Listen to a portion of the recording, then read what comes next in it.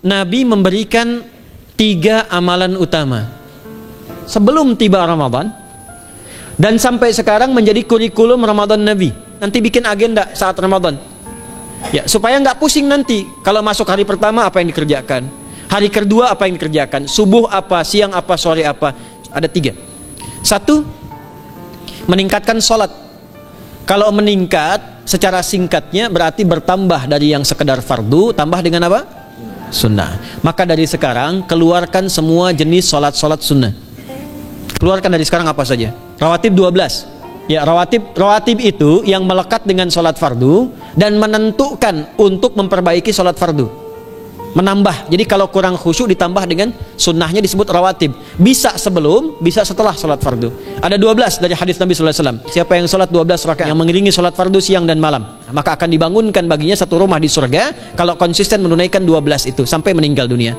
Sahabat yang mendengar itu mengatakan kompak semuanya, sejak mendengar hadis itu kami usahakan istiqomah sampai meninggal tidak meninggalkannya.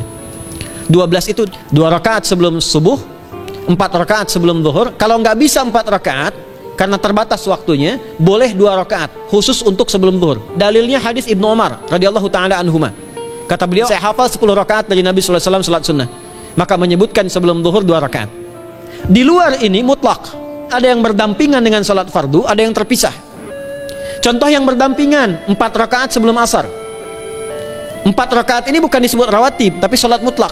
Cuma waktunya berdampingan dengan salat fardu. Jadi dia nggak memengaruhi salat fardu, cuma punya keutamaan sendiri. Apa keutamaannya? Hadis Ibnu Umar radhiyallahu taala anhuma. Allah akan menambahkan rahmat pada orang yang terbiasa salat 4 rakaat sunnah sebelum salat asar. Jelas ya? Baik. Kemudian apalagi setelah itu? Di antara adzan dan iqamah. Tahiyatul masjid. Apalagi misalnya salat duha. Duha dibagi 3. Awal duha itu kurang lebih 1,5 jam setelah salat subuh. Subuh sekarang misal 4:30, maka jam 6 muncul awal duha. Namanya syuruk. Jumlah rakaatnya 2 rakaat. Siapa yang salat subuh 2 rakaat dengan berjamaah, ya, dan umumnya kalau berjamaah bisa ke masjid di masjid.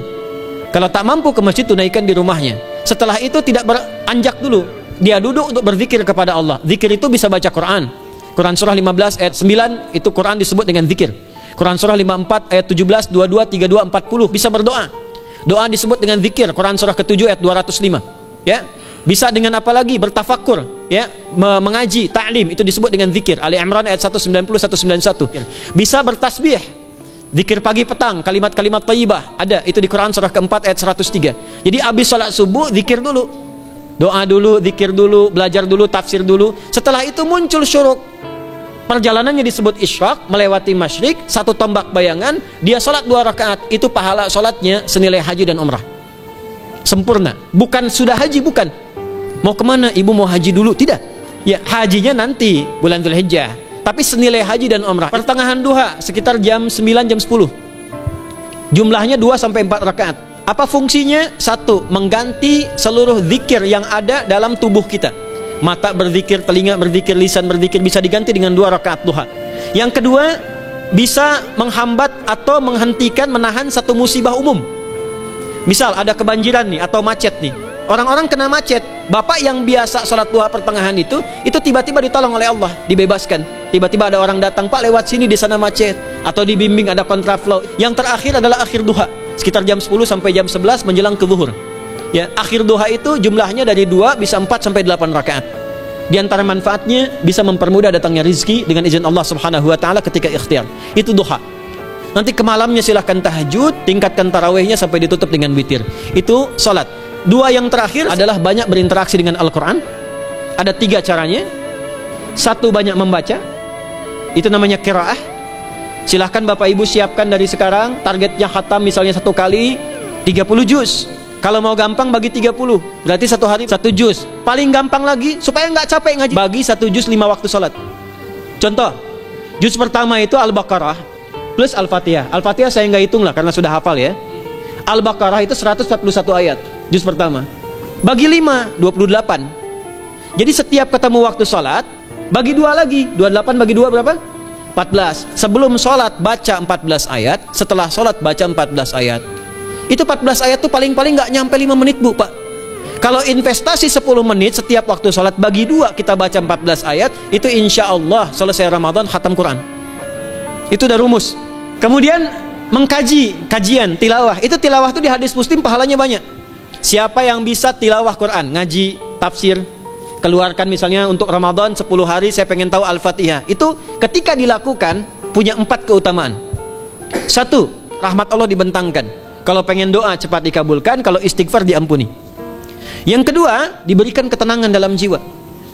Bapak ibu pengen di rumah tangga nyari sakinah, isi dengan Quran di rumah. Amalan terakhir infak. Ya, hadisnya dari Ibnu Abbas, Ibnu Abbas radhiyallahu taala anhuma adalah Nabi sallallahu alaihi wasallam itu orang yang sangat luar biasa dermawan dan lembut. Dan bertambah dermawan lagi ketika tiba Ramadan. Apa yang dilakukan Nabi? Mensupport sahabat, siapapun yang punya anggaran untuk infak disiapkan sebelum Ramadan. Yang penting ada anggaran, 30.000 nggak ada masalah. Setiap hari 1.000, tidak harus uang, makanan. Pernah dengar hadis ini nggak? Siapa yang memfasilitasi bukaan orang puasa walaupun dengan sebiji kurma dan sehirup air, maka dia mendapatkan pahala seperti orang puasa itu tanpa dikurangi sedikit pun. Ada? Hadisnya sahih di At-Tirmidzi. Maksudnya apa? Yang paling minimal kita bisa keluarkan. Itu pahalanya 700 kali lipat dikali 10. Paling standar. 700 kali itu standar biasa di hari ini. Dalilnya Al-Baqarah ayat 261. Ramadan kali 10 lagi. Maka dari itu disiapkan dari sekarang, cari pahala. Yang terakhir, saya ingin sampaikan doa penting. Tolong hafalkan doa ini. Dan ini doa yang diajarkan Nabi menjelang Ramadan, supaya mendapatkan kesehatan, kekuatan, keselamatan untuk beribadah saat Ramadan. Hadisnya di At-Tirmidzi nomor hadis 3254. Allahumma ahillahu alaina bil yumni wal iman was salamati wal islam rabbi wa rabbukallah. Nanti ketika ditetapkan masuk awal Ramadan, bacakan itu.